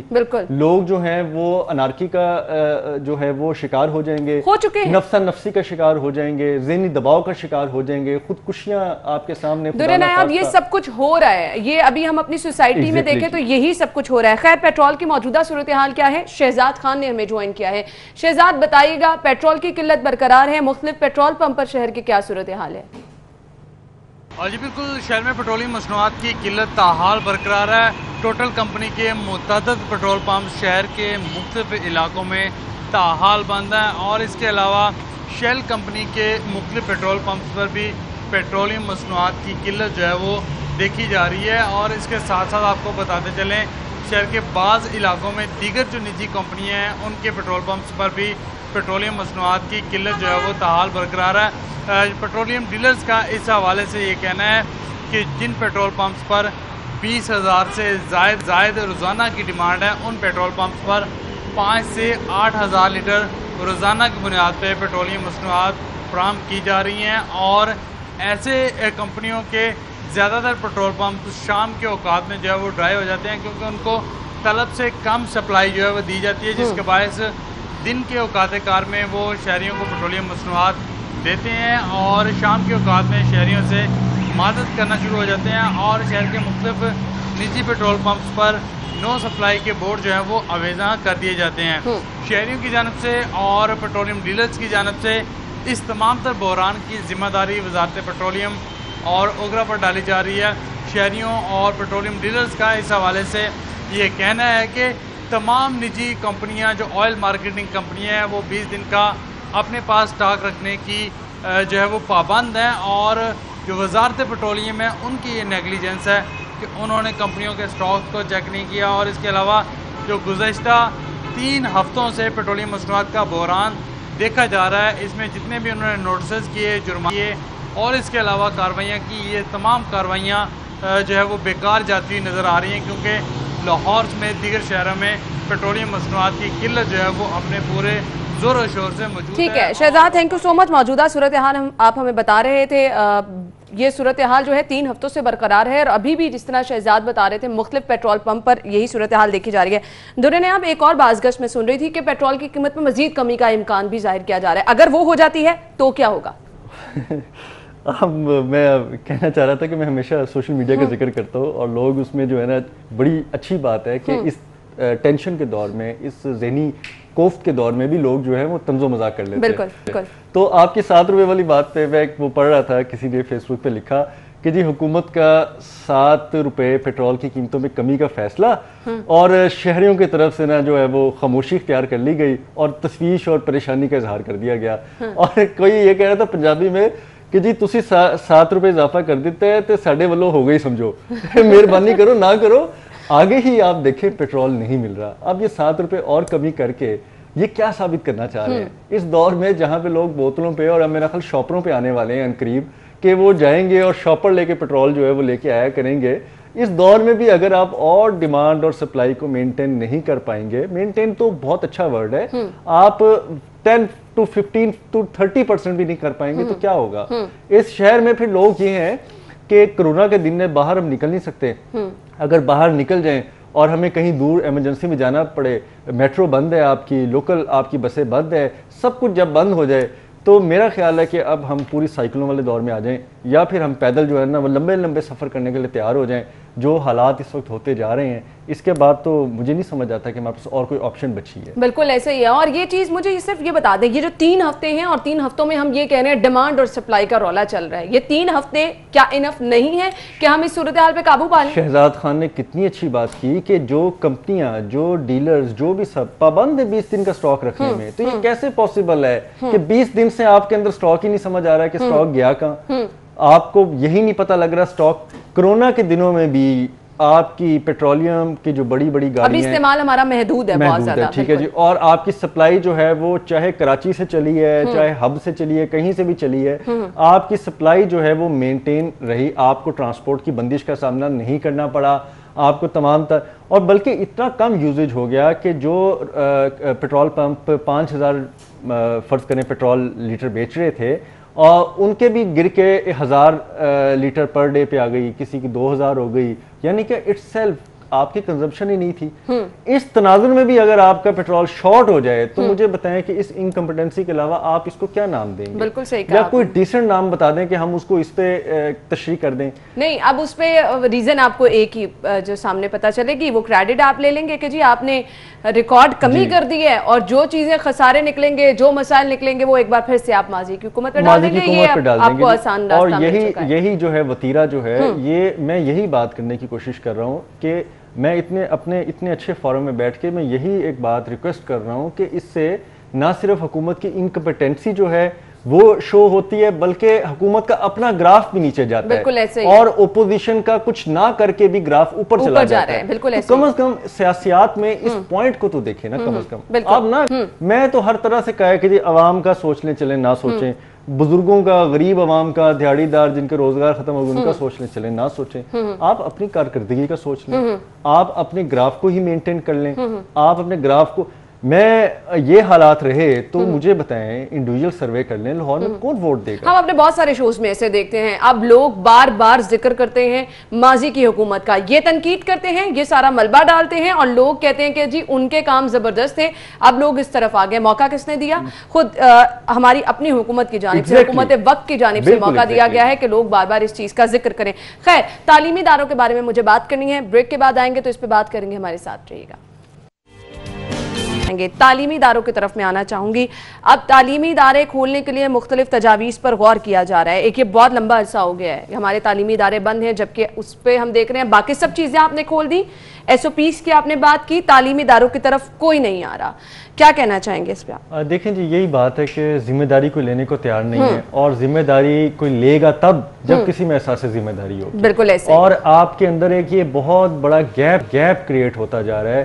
آپ کے اندر ایک بہت بڑا یہ فرق آتا جا رہا ہے کہ آپ کی جنریشن جو ہے وہ آن لائن سسٹم پہ جا رہی ہے, اور آن لائن پہ جو پڑھایا جا رہا ہے آپ اس کا انالیسس کر لیں تو آپ کے بچوں کا جو مینٹل لیول ہے ایجوکیشن کی طرف, آپ کے بچوں کی جو تعلیم و تربیت ہے وہ بہت متاثر ہو رہی ہے. بہت متاثر ہو جو ٹیچر کا انٹریکشن ہے, جو استاد کا انٹریکشن ہے, باپ کا بطور استاد انٹریکشن ہے, ماں کا بھی بطور جو ہے وہ استاد انٹریکشن کسی بچے سے ہوتا ہے, اس کا فرق اور ہوتا ہے.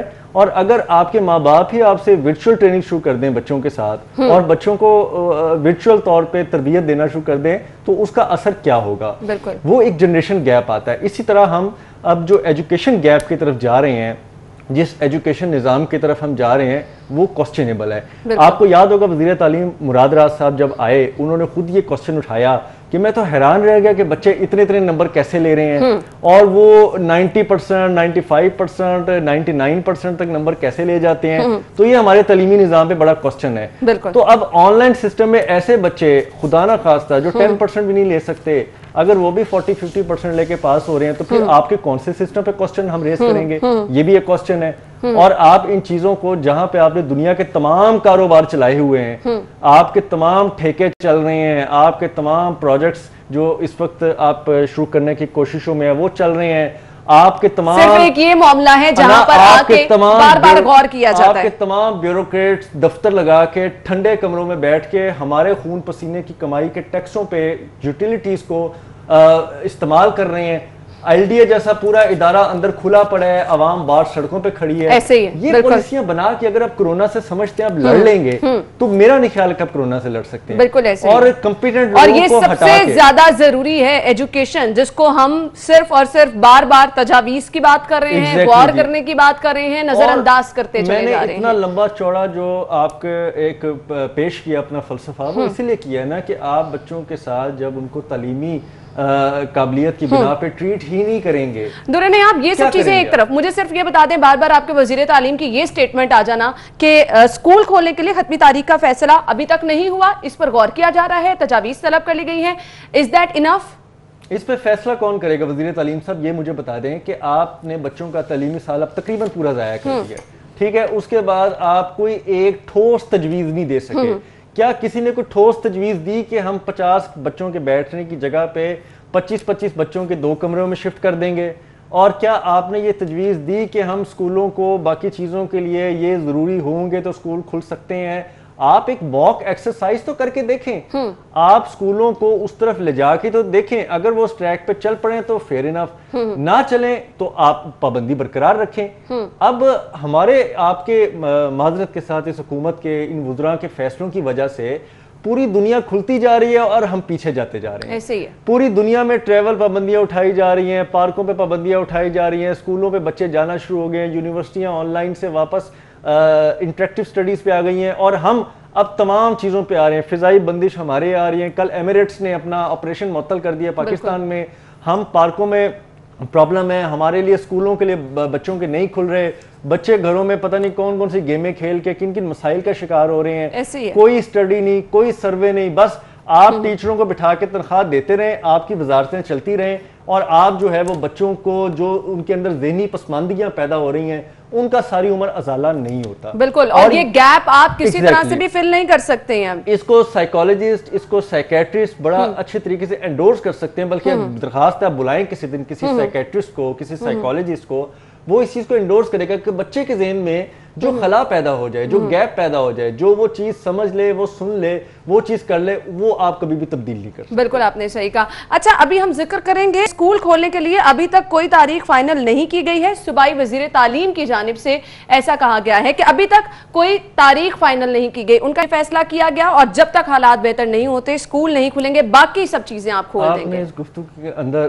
مایوسی اور فیصلہ نہ کرنے کی پاور نہ ہونا, اس کا عنصر دیکھا ہے آپ؟ بالکل بالکل, کہ جہاں پہ آپ صوبوں کی خود مختاری کا سارا دن ڈھول بجاتے رہیں, اور صوبے آپ کے اس قدر بھی اہل نہیں ہیں بیچارے کہ وہ کوئی ایس او پی تجویز وفاق کو کر دیں, بلکہ وفاق کہہ رہا ہے کہ صوبہ صاحب آپ بتا دیں, آپ منسٹر صاحب ہم آپ کو بتائیں گے, آپ صوبہ نہیں چلائیں گے, آپ خود سے نہیں کر سکتے, آپ منسٹری پنجاب کی نہیں چلائیں گے, ہم آپ کو بتائیں گے کیا کرنا ہے. کیونکہ ہم اسلام آباد میں بیٹھ کے ہم لاہور میں زیادہ چیزوں کو ڈیپلی دیکھ رہے ہیں, آپ لاہور میں کیا دیکھتے ہیں, ٹھیک ہے نا, ہم آپ کو بتاتے ہیں سیکٹر F67 میں بیٹھ کے کہ لاہور کے اندر اسکولوں کی یا لاہور کے اندر گراؤنڈ یہاں تو خود کہا جا رہا ہے وزیر تعلیم کی جانب سے, وفاق سے پوچھا گیا ہے کہ وفاق ہمیں کہہ رہا ہے کہ ہم ایس او پیز دیں گے, بجائے کہ آپ انیشیٹو لیں, آپ ماسک پہن کے خود بیٹھیں. آپ تو ماسک بھی نہیں پہن رہے, آپ ماسک پہن کے لوگوں کو ایک تو تھوڑا سا ان کو اس طرف لائیں کہ وہ اس کا خیال کریں.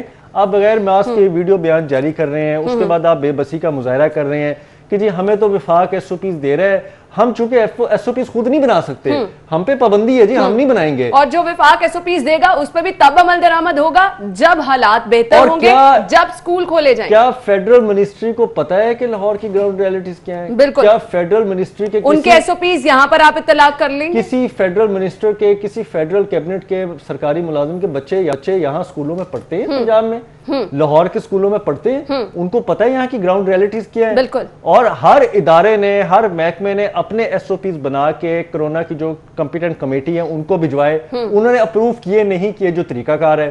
آپ کہہ رہے ہیں جی نہ ہم ایس او پیز بنائیں گے, نہ ہم کسی کی بلیک میلنگ میں آئیں گے, ہمیں جو وفاق بنا کے دباچہ بھیج دے گی ہم اس کو عمل کر دیں گے جی. ہم تو بے بس بیٹھے ہیں, ہم کچھ نہیں کر سکتے, ہم کچھ نہیں کر سکتے. اور اسی لیے یہ سب کچھ وفاق پر ڈال دیا گیا, اور ساتھ ساتھ یہ بھی مینشن کیا گیا ہے کہ ایس او پیز جو اب مانگے گئے ہیں وفاق سے, یہ تب کے لیے ہیں جب اسکول کھلیں گے. اسکول کب کھلیں گے بڑا سوال ہے.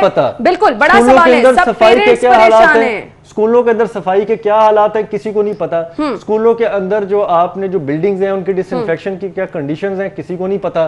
لیکن وفاق سے ایک لیٹر آئے گا جی, اور وہ جو کہیں گے ہم وہ کر لیں گے. تب اسکول بھی میرے خیال سے کھول دیے جائیں گے. خیر اسکول کھلے نہ کھلے, یہ اگلی خبر کی طرف میں جاؤں گی. 1 جولائی سے اکیڈمیز کھولی جائیں.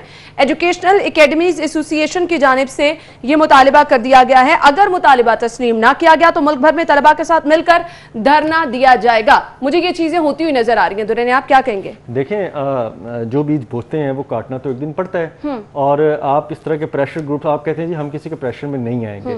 اس طرح کے پریشر گروپ مینٹین کس نے کیے؟ اس طرح کے پریشر گروپ بنانے کی طرف عوام کو دھکیلا کس نے؟ اس طرح کے پریشر گروپس کی طرف عوام کو لگایا کس نے؟ پریشر گروپس کیا ہوتے ہیں, دھرنا کیسے دیا جاتا ہے؟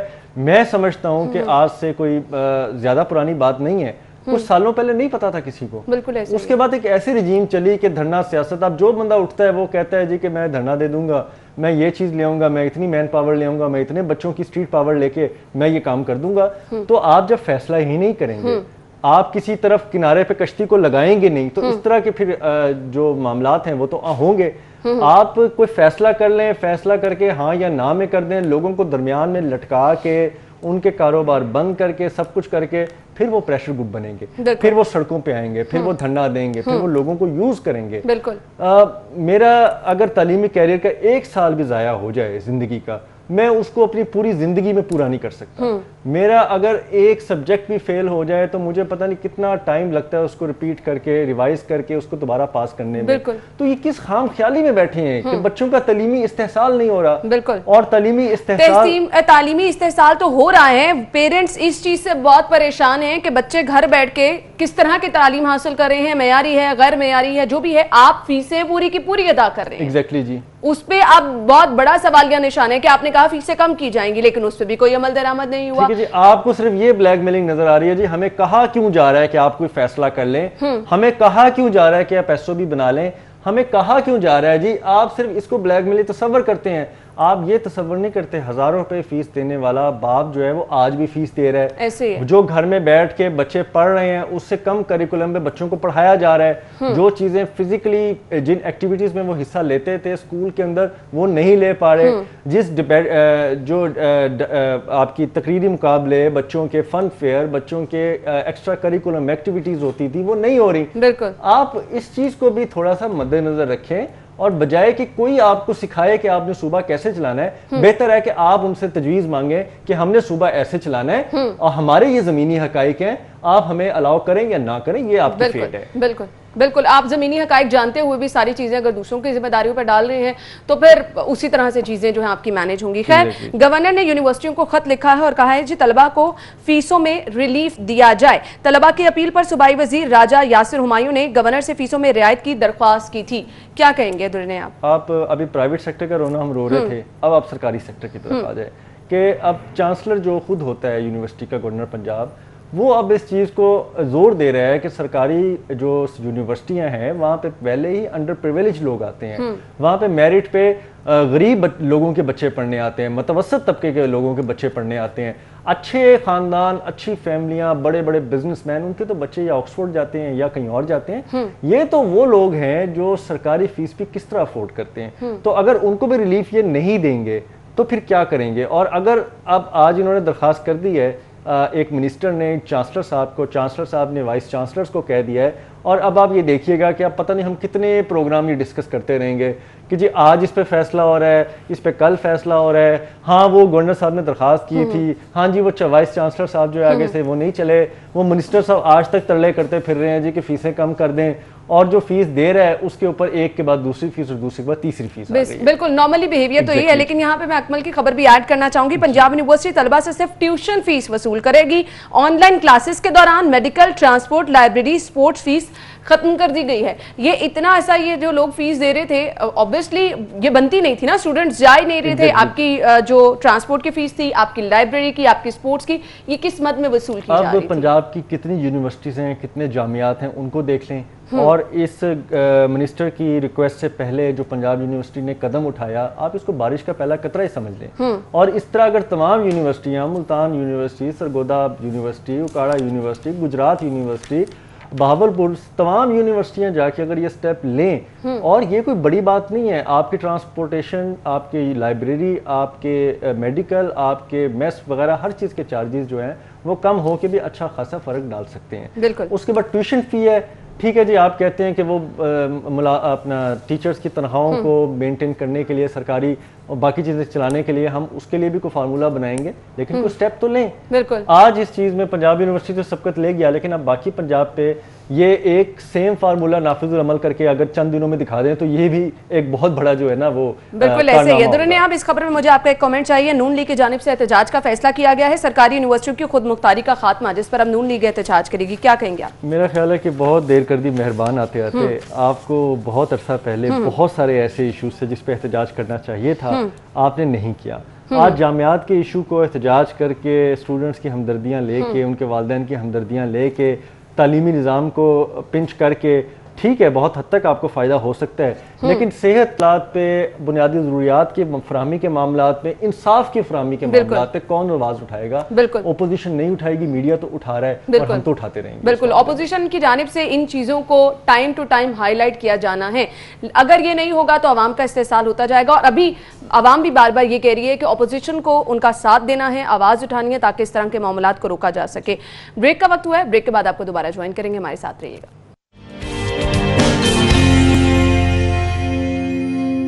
بریک کے بعد آپ کو ایک بار پھر سے خوش آمدید کہیں گے اور اگلی خبر کی طرف جائیں گے. اگلی خبر ہمارے پاس ہے جی, آن لائن گیم پب جی نوجوان نسل کو موت کے منہ میں لے جانے لگی ہے, اور پولیس کی جانب سے اس کو بند کرانے کا فیصلہ کیا گیا ہے. مجھے تو اس طرح کی خبروں سے انتہائی افسوس بھی ہوتا ہے, مایوسی بھی ہوتی ہے کہ گیمز کی وجہ سے ہماری نوجوان نسل تباہ ہو رہی ہے. آپ انا دیکھیں اس وقت نوجوان نسل آپ کی وہ کیا کر رہی ہے, ان کے پاس روزگار نہیں ہے, ان کے پاس تعلیمی مواقع اس طرح سے میسر نہیں ہیں, ان کے پاس جو چھوٹے موٹے کاروبار ہوتے تھے آن لائن سروسز کے, آپ کے مختلف اوبر کریم کے بھی ایون کے, وہ بھی نہیں رہے. آپ کے پاس آنے والے دور میں جو آپ کماتے تھے وہ بھی نہیں رہا. ایک موبائل ہے آپ کے پاس 5,000 سے 10,000 اور 20,000 کی رینج میں آ جاتا ہے, آپ وہ لیتے ہیں, اس پہ ایک پیکج لگاتے ہیں اور آپ انٹرنیٹ پہ بیٹھ کے سارا دن گیم کھیلتے رہتے ہیں. آپ نے کچھ تو کرنا ہے, اپنا ٹائم آپ نے جہاں پہ نوجوانوں کو احساس کفالت میں لگایا, وہ بیچارے آج تک منتظر ہیں, ان کو میسیجز آ رہے ہیں کہ جی ہمیں تو آپ تو اس قابل ہی نہیں کہ ہم آپ کو اس میں حصہ دے سکیں. دوسرا, آپ نے عوام کو کہا جی کہ ہم جو نوجوان ہمارے ٹائیگر فورس بن جائیں گے. وہ ٹائیگر آج تک تو ہے وہ ہمارے اتنے رپورٹروں کو نہیں ملے, تو باقی لوگوں کو کہاں ملیں گے. اس کے بعد آپ نے نوجوانوں کو کہا جی ہم ان کو قرضے دیں گے. قرضے تو تب دیے جاتے ہیں جب آپ کے ملک کے کاروبار چل رہے ہوں, آپ کے ملک کے اندر انڈسٹریز کھلی ہوں, آپ کے ملک کے اندر شاپنگ, خریداریاں, ہر چیز چل رہی ہو, وہ بھی نہیں چل رہی. کنسٹرکشن آپ نے نام نہاد کھولی ہے کنسٹرکشن کے نام پہ جی کہ کنسٹرکشن کھول دیں اور یہ کر دیں, اور کنسٹرکشن کھول کے لاہور میں صرف اپنے ایک پروڈکٹیو ایریا جو ہے ایل ڈی اے کی بات کروں, وہاں پہ لوگوں کا داخلہ بند کر دیا, نہ کوئی اندر جائے نہ کوئی نقشہ پاس کرائے. اس طرح کے فیصلوں میں آپ نوجوان نسل کو, جو کہ اس وقت صرف اور صرف ان کے اندر ذہنی مسائل پنپ رہے ہیں, بالکل ایسے آپ فزیکلی اور ان کے سائیکولوجیکلی آپ ٹریٹمنٹ کی طرف جائیں, معائنے کی طرف جائیں. اور ماہر نفسیات کہہ رہے ہیں کہ اس ٹائم میں ریکارڈ لوگوں نے, مریضوں نے ان سے رابطہ کیا ہے, پیرنٹس نے رابطہ کیا ہے کہ ان کے بچے نفسیاتی مسائل کا شکار ہو رہے ہیں. اور جتنے سائیکالوجسٹ اور سائیکیٹرسٹ اس وقت آپ کو آن لائن اویلیبل ہیں, میں نے اس تاریخ میں کبھی نہیں دیکھے. جتنے لوگ ان سے رجوع کر رہے ہیں میں نے نہیں دیکھے. جتنے لوگ سوشل آپ کی ایکٹیویٹیز بند ہونے سے اور تنہائی کا شکار ہو گئے ہیں، وہ ان کی بھی بڑی تعداد ہے. لوگ الٹے سیدھے کاموں میں پڑ گئے ہیں. آپ کی راہزنیوں کی وارداتیں بہت زیادہ ہو گئی ہیں، اسٹریٹ کرائم بہت زیادہ ہو رہے ہیں. پڑھے لکھے بچے جو ہیں وہ اب چوری چکاری ڈکیتیوں پہ لگے ہیں. اس کی مثال میں ایک ویڈیو سے دوں گا جو کراچی کی ہوئی، جس میں اس نے ایک فوڈ ڈیلیوری والے بچے سے سامان چھینا، تو اس کو یہ احساس ہوا کہ نہیں یہ تو بہت غریب ہے، اور اس کو سامان واپس کیا، نہ صرف تھپکی دی. اس سے اس چور اور ڈاکو کی نفسیات سے کیا لگتا ہے کہ وہ کسی اچھے گھر کا تھا، بالکل ایسے ہی وہ کسی پڑھے لکھے بیک گراؤنڈ سے تھا. اب معاملات اور اس کو ان حالات نے اس ڈگر پہ چلا دیا کہ وہ ڈکیتیوں رازدنیوں پہ چلا گیا. اگر وہ اچھے گھر کا نہ ہوتا، اگر اس کا کوئی بیک گراؤنڈ ٹھیک نہ ہوتا، اگر اس کا کوئی تعلیمی رجحان نہ ہوتا، اس کا کوئی انٹلیکچوئل لیول نہ ہوتا، تو کس طرح وہ اس تو چیز وہ کو بھی خدا نہ خواستہ اس بچے کو نقصان پہنچا کے کوئی اس کی ٹانگ پہ فائر کر کے اسے کر لیتا. یہ ایک سوشل ایکسپیریمنٹ ہے. آپ اس کو، اس سے میں نے مثال اس لیے کراچی والے واقعے کی دی کہ یہاں پہ ہماری نوجوان نسل کے ساتھ جو ہو رہا ہے وہ پب جی گیم تو بہت معمولی بات ہے، لیکن یہ میرے خیال سے بہت جو ہے یہ پریشان کر دینے والی چیز ہے کہ یہاں پر جو ذکر کیا گیا ہے جس بچے کا، وہ 10 سے 12 گھنٹے دن میں گیم کھیلتا تھا، اس کو منع کیا گیا، اس نے گلے میں پھندا ڈال کے خودکشی کر لی. اچھا، اس کے بعد انا گیم کھیلنے کے ساتھ جو موبائل سے ڈینجرس آپ کی ریز نکل رہی ہیں وہ آپ کے دماغوں کے اندر کینسر کا سبب کسی سٹیج پہ بن سکتی ہیں، ایسا نیورولوجسٹ کا کہنا بھی ہے، ڈاکٹرز کا بھی کہنا ہے. اب دیکھیں نا، آپ اس ماحول میں آپ کے پاس تو سارا دن ہر گھنٹے میں ایک نیا ٹاپک آ جائے گا. کبھی آپ نے سائیکیٹرسٹ کو بٹھایا ہوگا، کبھی آپ نے کسی نیورولوجسٹ کو بٹھایا ہوگا، کبھی دماغی مسائل والوں کو بٹھایا ہوگا. تو بچوں میں جو عدم برداشت ہے، بچوں میں جو اپنے والدین کو بھی عزت نہ دینے کا رجحان بڑھتا جا رہا ہے، یہ بہت افسوسناک بات ہے. اور یہ ہماری قوم کا ہی نہیں، ہمارے اس معاشرے کا بھی زوال پذیری کا سبب بنتا ہے. بالکل. اب ہمیں ان سب چیزوں کو دیکھتے ہوئے ہمیں کچھ ایسا راستہ نکالنا ہے کہ ہم کچھ آسانیاں پیدا کریں، ایسے راستے پیدا کریں. اب ہم دیکھ رہے ہیں کہ آپ کے تعلیمی ادارے ویسے ہی بند ہیں، آپ بچوں کو گھروں میں ہی رکھ رہے ہیں، ابھی کب ہوگا کچھ ایسا پتہ نہیں ہے، کھیلوں کی ایکٹیویٹیز بند ہیں. بالکل نا. اب ہم پھر یہ لوگ کہاں جائیں؟ پھر یہ واقعات تو بڑھیں گے نا. ہم جتنے، اور یہ گیم جس کا ذکر کیا گیا ہے، جس کی وجہ سے ہم دیکھ رہے ہیں کہ اب دوسری یہ خودکشی ہوئی ہے، اب ان چیزوں کو کس طرح روکیں گے؟ ہر دوسرے گھر میں یہ گیم کھیلی جا رہی ہے، ہر دوسرے گھر میں. میں کہتا ہوں کہ ہر ادارے میں، سرکاری اداروں میں سرکاری افسران، ان کے نوجوان افسران فارغ بیٹھ کے سارا دن اس گیم میں مشغول رہتے ہیں. بالکل. اور نہ صرف اس سے بلکہ اس سے پہلے آپ کو یاد ہوگا لوڈو آئی تھی. لوڈو پہ تو باقاعدہ جوا لگنا شروع ہو گیا تھا، اور لوگ شرطیں لگا کے جوا کرتے ہوئے پیسے لیتے، مار دھاڑ کے واقعات عام ہو گئے تھے. اس سے پہلے آپ کے پاس سنوکر اور بلیئرڈ تھی، اس پہ بھی جوا لگتا تھا. تو نوجوان نسل کو آپ انگیج پازیٹیولی طریقے سے نہیں کریں گے، آپ ان کو اچھے طریقے سے مختلف ایونٹس، مختلف چیزیں نہیں دیں گے، تو پھر اس طرح کے واقعات سامنے آتے رہیں گے. لیکن خیر، ہم دعائیں کر سکتے ہیں کہ اللہ تعالیٰ ان حالات کو بہتر کر دے. تھینک یو سو مچ درین آپ، بہت بہت شکریہ آپ کا. ناظرین، اسی کے ساتھ ہی پروگرام کا وقت اپنے اختتام کو پہنچا. اپنا خیال رکھیے گا، مجھے اجازت دیجیے. کل سیم ٹائم پر آپ سے پھر سے ملاقات ہوگی. اللہ حافظ.